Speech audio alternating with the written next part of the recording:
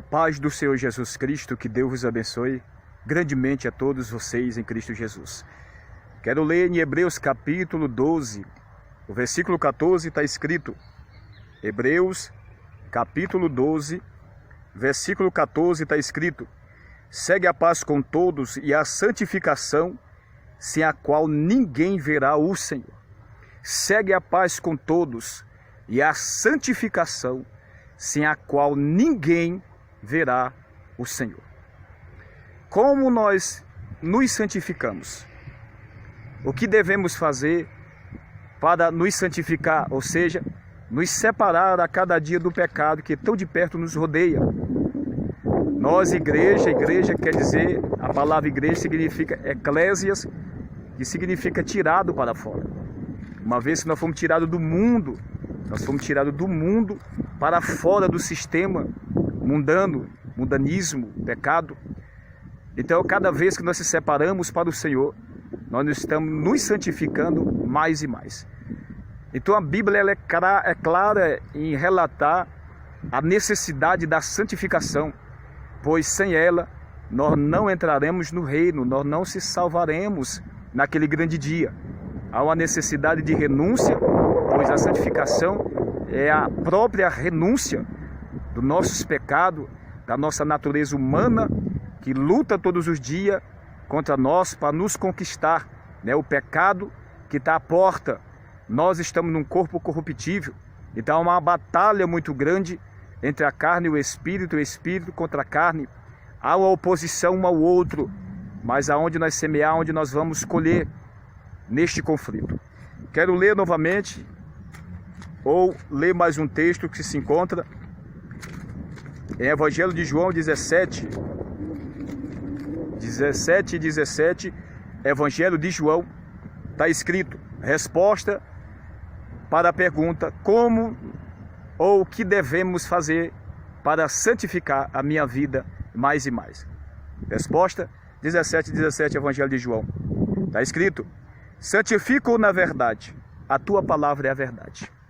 Santifica-os na verdade, a tua palavra é a verdade.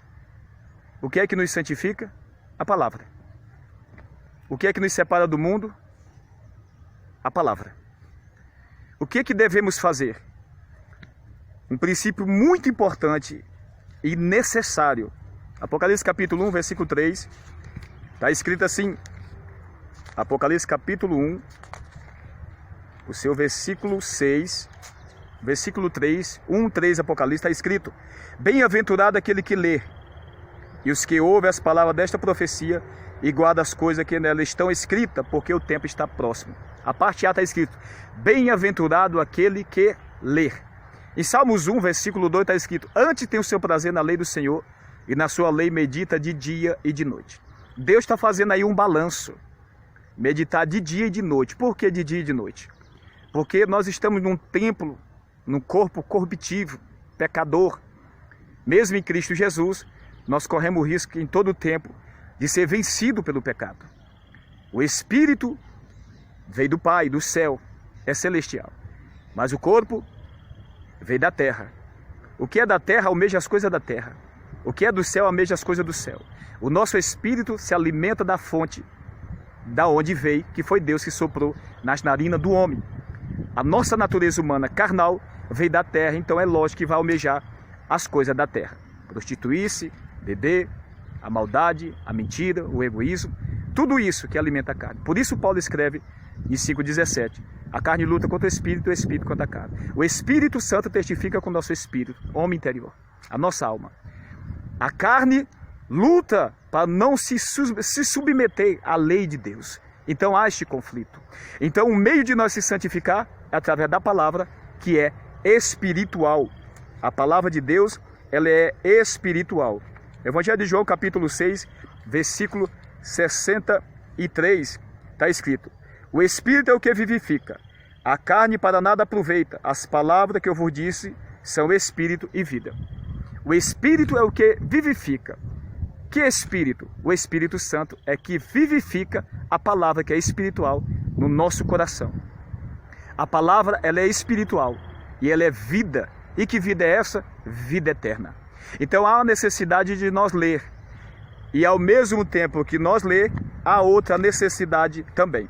Mateus capítulo 7, a partir do versículo 24, está escrito: todo aquele, pois, que escuta estas minhas palavras e as pratica, assemelhar-o-ei ao homem prudente, que edificou a sua casa sobre a rocha.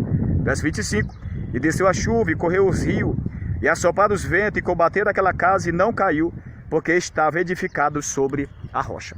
Ouvir e praticar. Nós, para santificar a nossa vida, primeiro, sem santificação ninguém verá a Deus, ou seja, não herdaremos a salvação. Hebreus capítulo 12, versículo 14. Segue a paz com todos. A paz com todos, a harmonia com os irmãos faz parte da santificação.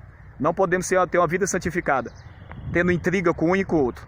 Por isso que segue primeiramente na parte A do verso, segue a paz com todos. E a santificação. A santificação depende da paz dos irmãos, depende do perdão, depende de uma vida reta e sincera diante de Deus. Segundo, como alcançar a santificação? João 17:17. Santifico na verdade, a tua palavra é a verdade. O que é que nos santifica? A palavra.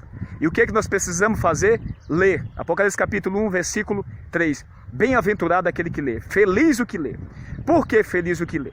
Porque é através da leitura que você vai conhecer o que é a vontade de Deus para a tua vida. É através da leitura que você vai conhecer o caminho da perdição e o caminho da vida.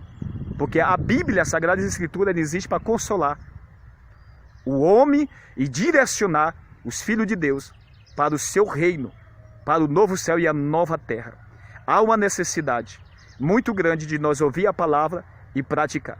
Porque muitos ouvem, mas não praticam. Se ouvir e não pratica, não tem transformação. Se não tem transformação, não tem como haver santificação. É através de tudo isso, e muito mais ainda, a renúncia e vida de oração. Você vai alcançar um nível espiritual e, se mantendo assim, perseverando até o fim, será salvo. Que Deus vos abençoe grandemente em Cristo Jesus. Ficar na paz do Eterno.